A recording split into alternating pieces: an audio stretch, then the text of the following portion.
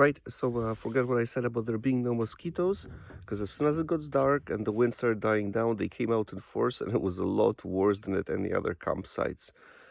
So today it's going to be a bit of a long day, so we're up early. Want to make it, may want to make it the next campsite before dark. Plus, we have a couple of bays to cross, so hopefully we'll get through at least the first one before the morning wind begins and it gets difficult. So let's hope we make it there.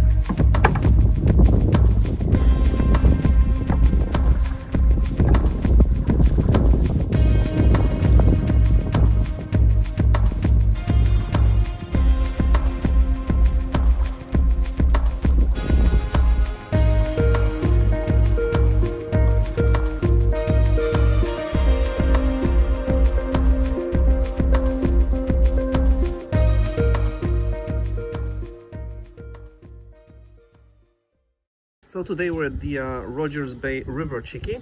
It was a great day, probably one of the best. The weather was super, it was all sunny, no wind, no waves when we were going through the bays, which made things really smooth.